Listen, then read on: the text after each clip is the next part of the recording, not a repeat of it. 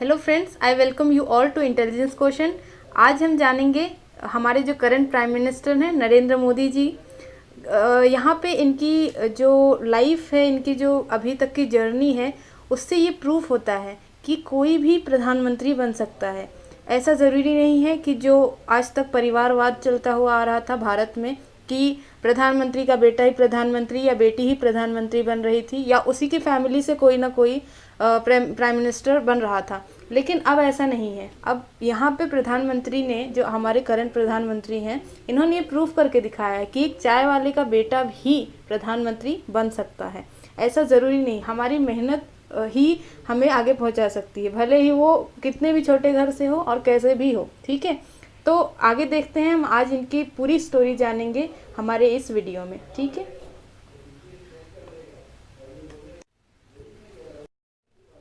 Subscribe कीजिए intelligence question channel को और बेल आइकन को ज़रूर दबाइए हमारे लेटेस्ट वीडियो सबसे पहले देखने के लिए। ठीक है, तो अभी जानेंगे हम। शुरू करते हैं नरेंद्र मोदी जी की शुरुआत की जो लाइफ थी, जहाँ से उन्होंने अपनी ये जर्नी को स्टार्ट किया था, और उससे हम कुछ सीख भी लेंगे। ठीक है, तो शुरू करते हैं। नरेंद्र मोदी, नरेंद्र दामोदर दास मोदी, ये एक इंडियन पॉलिटिशियन हैं और ये हमारे 14वें प्रधानमंत्री हैं। ठीक है, और जो हमारे अभी करंट प्रधानमंत्री हैं, और ये चीफ मिनिस्टर ऑफ गुजरात 2001 से 2014 तक रहे और मेंबर ऑफ पार्लियामेंट है वाराणसी से।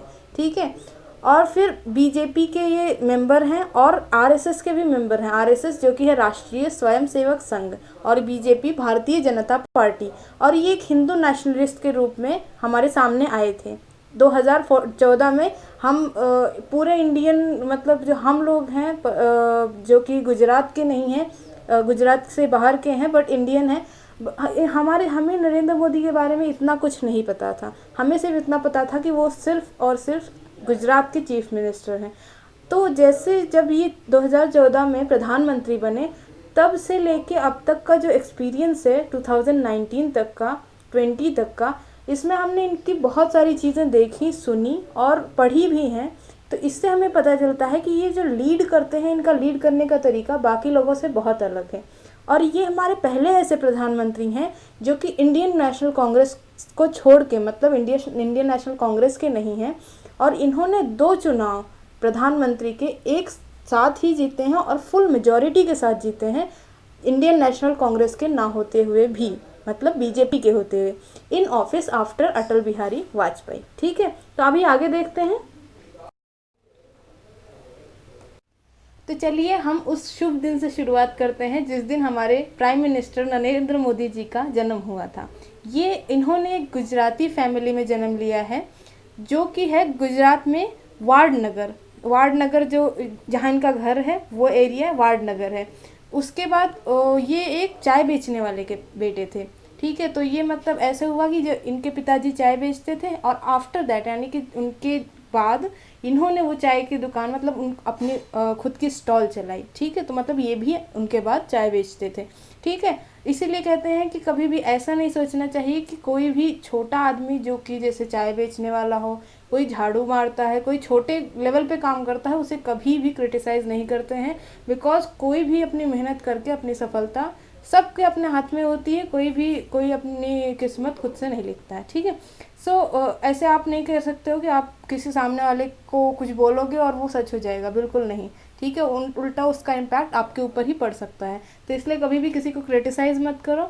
ही was introduce to RSS at the age of 8, यानी कि 8 साल की उम्र में ही इन्होंने आरएसएस ज्वाइन कर लिया। ठीक है, बहुत छोटी उम्र थी, बट हम ऐसा नहीं कह सकते कि इनके पास एक्सपीरियंस नहीं था। बिकॉज अगर 8 साल में ही कोई आरएसएस जैसे बड़े स्वयंसेवक संघ को ज्वाइन करता है, तो उसके पास ऑब्वियसली बहुत एक्सपीरियंस होगा।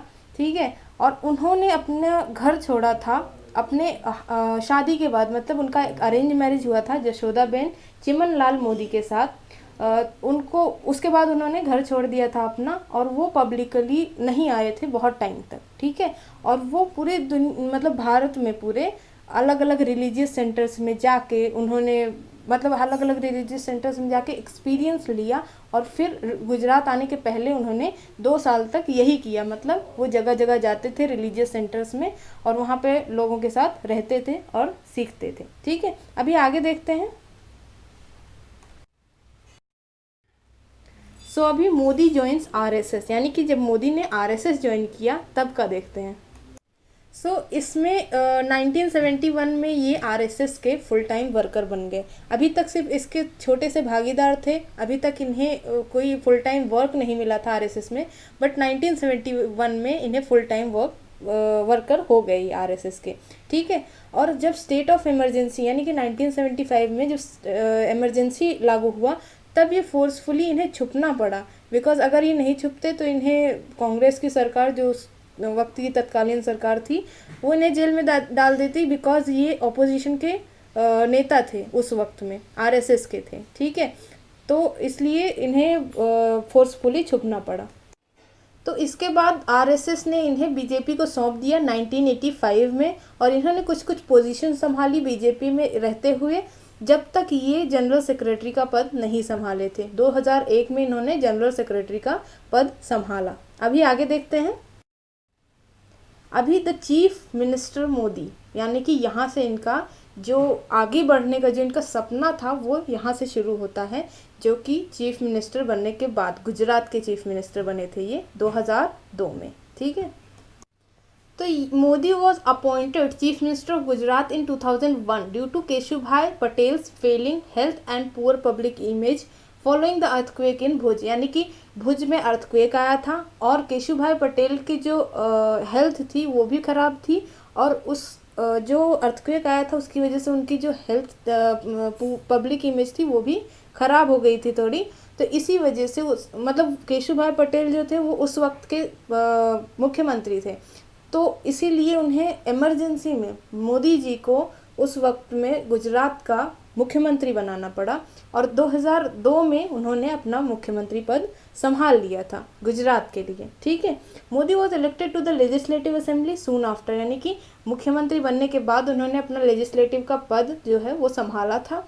उनकी जो पॉलिसीज़ थे उससे इकोनॉमिक ग्रोथ तो बहुत तेज़ हो रही थी, उससे उन्हें बहुत प्रशंसा भी की जा रही थी, लोग उनकी बहुत प्रशंसा कर रहे थे कि मतलब उनके जो राज है एज अ मुख्यमंत्री उसमें इकोनॉमिक ग्रोथ तो बहुत तेज़ हो रही है, लेकिन जो हेल्थ, पॉवर्टी, एजुकेशन सिस्टम यहाँ पे जो था, एजुकेशन में, पॉवर्टी में, हेल्थ में, यहाँ पे थोड़ा डाउनफॉल हो रहा था, मतलब कि बराबर से वो टाइप की ग्रोथ नहीं हो पा रही थी। इसके लिए उन्हें कुछ क्रिटिसाइज़ भी झेलने पड़े थे, और यही इतना मतलब उनकी चीफ मिनिस्टर की जो कार्यकाल था उसके बीच में इन्होंने बहुत सारे गुजरात के लिए इतना काम कर दिया कि बाद में लोगों को इन पे इतना विश्वास हो गया कि बैक टू बैक ये 2001 से लेकर 2014 तक कंटिन्यूअस इन्हें बैक टू बैक चुनाव जिताया गया। ठीक है, अभी आगे देखते हैं और क्या है इनके बारे में।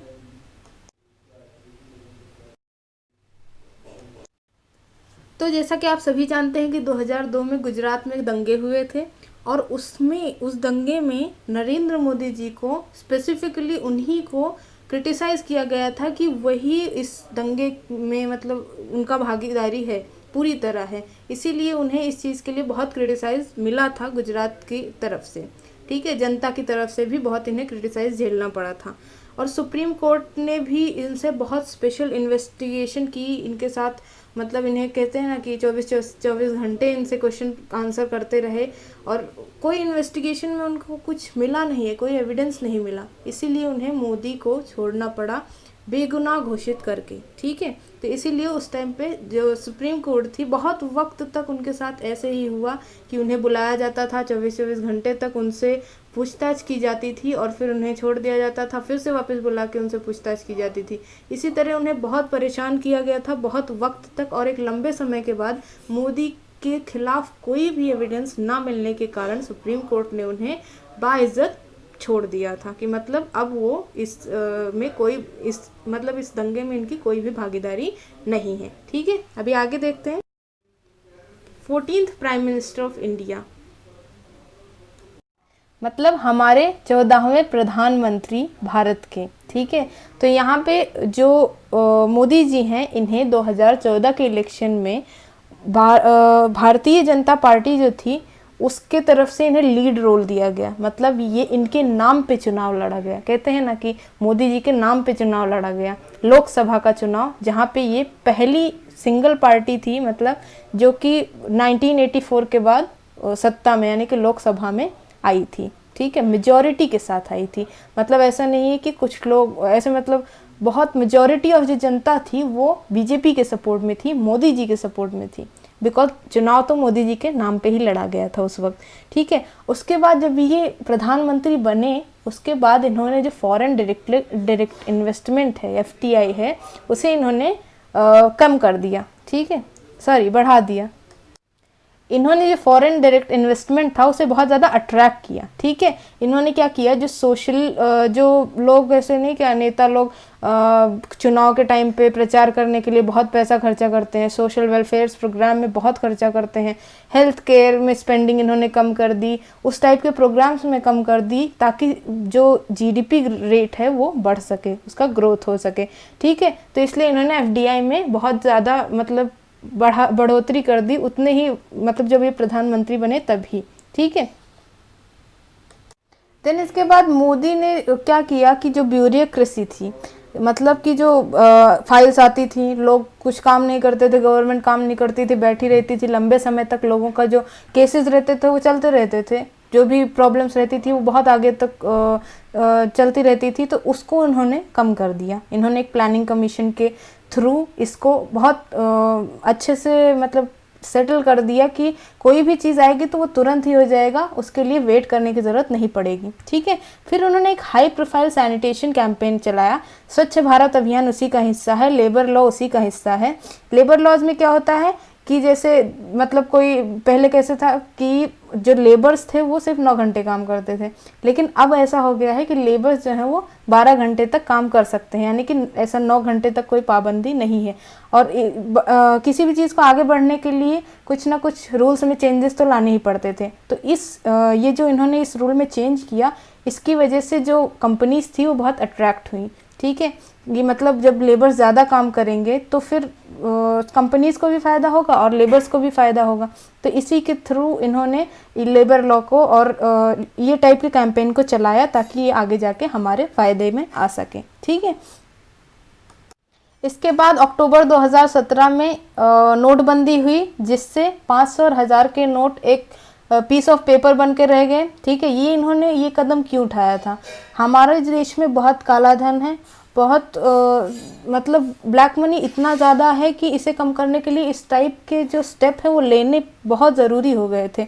और यूजुअली ऐसा हुआ है कि जो भी नेता ऐसे स्टेप लेने की कोशिश करता है वो उससे सत्ता छिन जाती है, बिकॉज इससे क्या होता है, पब्लिक को भी बहुत प्रॉब्लम होती है। बट ये क्या थे, लोकप्रिय नेता थे, सभी इनकी बात बहुत सीरियसली लेते हैं और मानते भी हैं आज भी, और तब भी माने। और लोगों ने इनकी जो ये नोटबंदी थी, जो इन्होंने ये लिया था डिसीजन, इसका सपोर्ट किया कम्प्लीटली और ये सफल रहा, ठीक है। अभी आगे देखते हैं। तो यहाँ पे PM अगेन यानी कि प्रधानमंत्री फिर से, ठीक है।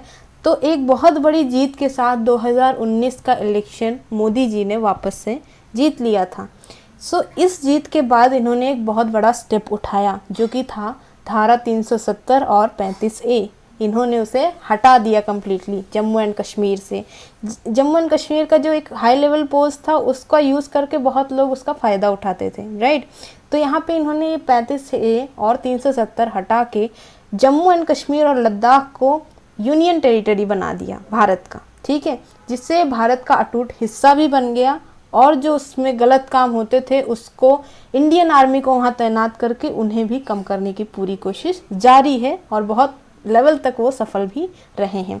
अब बात आती है CAA, इनका जो दूसरा स्टेप था, सिटीजनशिप अमेंडमेंट एक्ट, ठीक है। तो यहाँ पे CAA इन्होंने लागू किया, जो कि जिसके लिए ये लागू होने के बाद जो है बहुत ज़्यादा लेवल में दिल्ली में आपने देखा होगा दंगे तक हो गए थे, बहुत बड़े लेवल पे प्रोटेस्ट हुआ और इनफैक्ट लॉकडाउन तक ये प्रोटेस्ट चल रहा था, लॉकडाउन में जाके ये प्रोटेस्ट हटा है और बहुत इनफैक्ट ख़त्म ही हो गया है, आप कह सकते हो। तो ये भी इनकी एक बहुत बड़ी जीत हुई सिटीजनशिप अमेंडमेंट एक्ट लागू करके, ठीक है। तो अभी हम देखेंगे कि उनका पॉलिटिक्स में कैसे ये मतलब क्या इनका ऐसा पैतरा लगाते हैं कि इतना सफल हो जाता है। यहाँ पे कहा जाता है कि मोदी जो हैं वो पॉलिटिक्स के इंजीनियर हैं, ठीक है, एक राइट विंग को फॉलो करते हैं, ठीक है। और मोदी का जो फिगर ऑफ कंट्रोवर्सी बन गई थी वो जब वो गुजरात के मुख्यमंत्री थे तब हुआ था, क्योंकि वो 2002 के दंगे में इन्हें मतलब कहा गया था कि ये उसके ज़िम्मेदार हैं और इसी रीज़न की वजह से इन्हें बहुत सारी कंट्रोवर्सी झेलनी पड़ी as a Hindu nationalist belief, ठीक है। तो इसी वजह से इन्हें कई जगह बहुत सारे अपोजिशन पार्टियों ने इन पे बहुत सारा ब्लेम लगाया, बट क्या फ़र्क पड़ता है, अब तो वो हमारे प्रधानमंत्री हैं और हम उन पे बहुत विश्वास करते हैं, राइट। तो इस सब चीज़ों का कुछ फ़र्क नहीं, बट उनकी पर्सनल लाइफ पे उन चीज़ों का बहुत फ़र्क पड़ा, वो उन्हें बहुत चीज़ें झेलनी पड़ी, बट स्टिल वो जो है हार नहीं माने, ठीक है। और यही बहुत बड़ी बात है हमारे प्रधानमंत्री जी की कि ये बहुत बड़ी से बड़ी चीज़ों को बहुत छोटे में कन्वर्ट करके यूजुअली नॉर्मली कर देते हैं। आपने देखा होगा जम्मू एंड कश्मीर का 370 और 35A कितनी बड़ी बात है, बट ऐसे निकाल दिया जैसे कि ये बहुत साधारण सा एक्ट था। फिर इसके बाद आपने CAA को देखा होगा, इतनी आसानी से लागू करवा दिया। फिर इसके बाद आप इससे अलग जाएं तो अयोध्या का राम मंदिर का भी केस आपने देखा होगा, लोग कहते थे कि वो बन ही नहीं सकता है या उसे कोई बनवा ही नहीं सकता है, बट आप अगर देखें तो फिलहाल योगी सरकार में बीजेपी के थ्रू ही उसे आगे बढ़ा, मतलब ये फैसला मिला से कि राम मंदिर को हम बना सकते हैं। तो ये से बड़े बड़े काम उन्होंने बहुत आसानी से कर दिए, तो इसीलिए इसने पॉलिटिक्स का इंजीनियर कहा गया है, ठीक है। तो अभी इतना था हमारे नरेंद्र मोदी जी के बारे में। मुझे पता है कि बहुत सी छोटी सी जानकारी मैंने आपको दी है, क्योंकि नरेंद्र मोदी जी ने अपनी लाइफ में बहुत ज़्यादा स्ट्रगल किया है, तो इनकी सभी चीज़ों को स्टेप वाइज कवर करना बहुत मुश्किल है, बट मैंने एक कंक्लूजन में मैंने इनका एक वीडियो बनाया और मैंने कोशिश की आप तक पहुंचाने की। और अभी हमारे प्रेजेंट प्राइम मिनिस्टर हैं, तो बहुत कुछ हो गया है और बहुत कुछ होने वाला है, तो जो होने वाला है उसके लिए तैयार रहिए और हम इनकी लंबी आयु के लिए कामना करते हैं। So thanks for listening and please subscribe Intelligence Quotient channel and don't forget to click on the bell icon. Thank you.